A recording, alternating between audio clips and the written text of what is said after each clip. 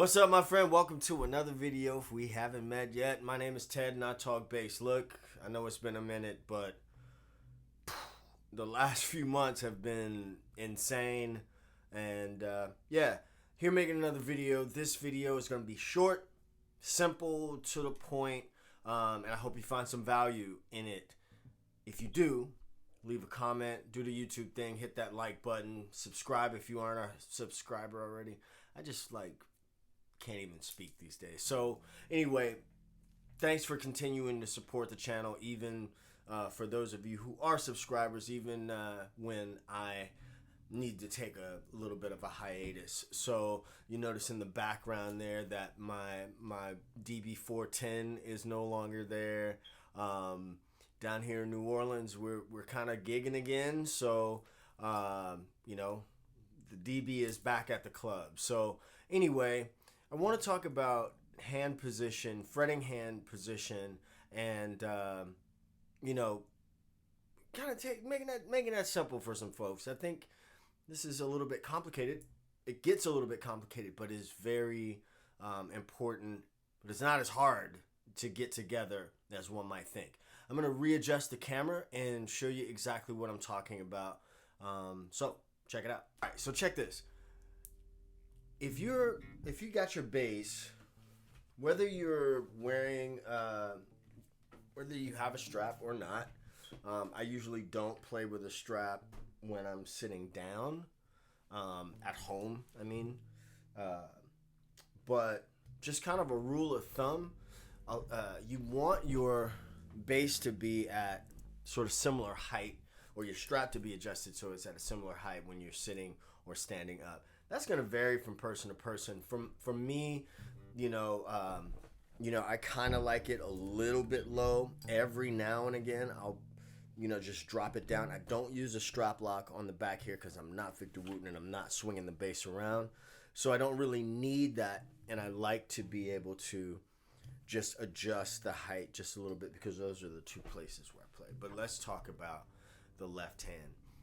If you're sitting there, you got your bass, right, and it's just on your lap. You've got, say, your plucking hand, which happens to be my right hand, just hanging over like this. My left hand, which happens to be my fretting hand, hanging to my side like this, right? Watch what I do. I just grabbed it, right? I just grabbed the instrument like I'm grabbing a baseball bat. Now check this out. All I did was drop my thumb.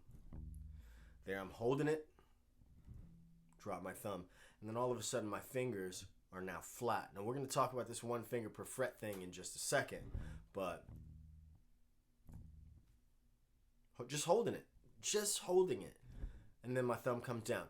Let me show you what that looks like from the other side. I don't like this angle because it makes me look like I have a gut, and I don't. That was really vain sounding. Really vain and sort of, I don't know, Instagram modelly sounding. Anyway, I am neither. So, but I don't really have a gut. Anyway, so no offense to those who do. Grab the bass. Grab the bass. Look at that.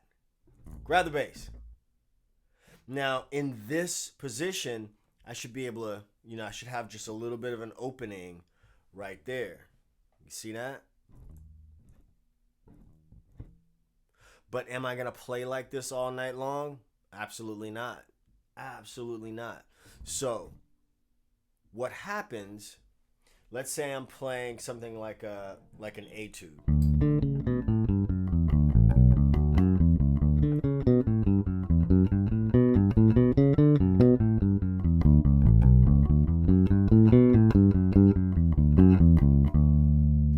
That etude, by the way, from Gary Stinnett, his channel, Real Bass Lessons, great etude.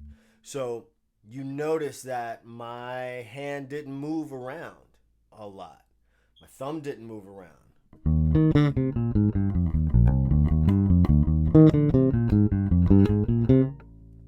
You get my point, right? So, but let's say I'm playing, I don't know, let's say I'm playing Let It Whip.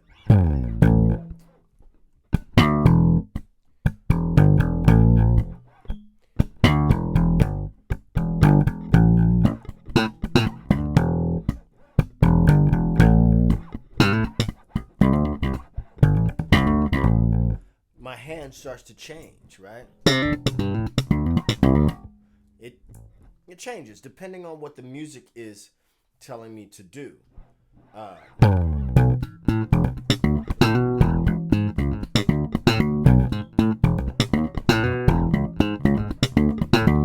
Some of those old school funk players, Brown Mark, Louis Johnson, will bring the thumb over like this. I'm not a big guy. I don't have, long thumbs like that. So I don't, my thumb isn't necessarily playing any notes, but it does aid in muting, right? I'm not playing like this all night long either. And I really want to show you this side because this is the side that we don't see often, right? If I'm playing, shoot.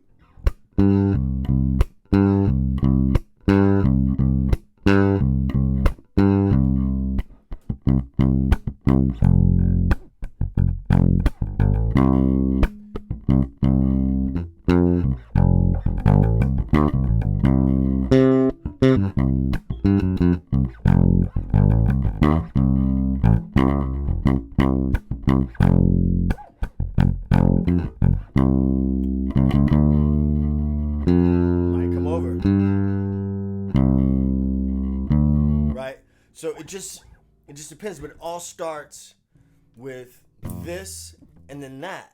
You see what I'm saying? This and then that. This and that. Let's talk a little bit about this one finger per fret idea. One finger per fret is kind of borrowed from the guitar world. And if you think about it, this, right? The highest part of a bass guitar neck is the lowest part of a guitar neck. So one finger per fret, not hard to do up here. It's not hard to do here either with some time and experience, but don't think that you have to force yourself to have this spread and you've got all your fingers on. It's impossible for me. This looks more like me playing in first position on upright, where I've got a finger here, these two fingers kind of working together, because you're not even really using this finger until you get higher up on the neck, right? Most bass lines that I'll play in the lower positions, particularly if I'm playing, like these minor pentatonic box shapes or whatever, will be in sort of a 1-4 kind of fingering, the fourth finger playing over the whole step. You see what I mean? F major scale. That's the same fingering as on upright. B flat major. Same fingering as playing it on upright, right? Now when I get to play a F sharp or G flat major scale, sure, it looks like I am playing, with each finger, but my fingers aren't just like stuck on those 4 frets. So don't feel like you have to stretch your hands out like that, because you really don't. So that's just a little quick tip on your fretting hand positioning, and kind of being realistic about what you should and should not do in the lower register of the neck or anywhere on the neck. The music is going to dictate what fingering you use, what fingerings are more efficient and whatnot. That I always feel like I come back to that. The music will dictate to you what you need to do. Okay? So one thing to keep in mind is don't feel like you have to glue your hands down to anything, particularly not Gorilla Glue. Ha ha ha ha ha. You know what I'm saying? So If you have any questions, leave them in the comments. I'll be sure to get to them as soon as I can. Yeah, I'm going to probably do a live stream pretty soon too, because I do want to talk about kind of where I've been, what I've been doing, coming back to YouTube, because I can never abandon this channel. I've had this channel for a long time. I can't abandon it. Can't abandon you guys that continue to come back even when the numbers fluctuate or whatever. So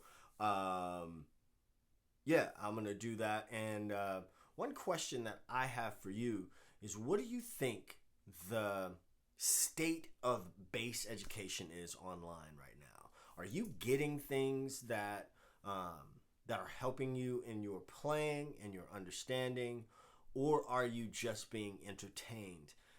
That is not a knock on anybody. It's not a dig or directed at anybody, but it is a legitimate question. Are you being entertained, or are you actually getting things that you can put in your bag and put into your playing? So anyway, I've been Ted talking bass. So thanks for watching, and I will catch you in the next video. Peace. Two fingers.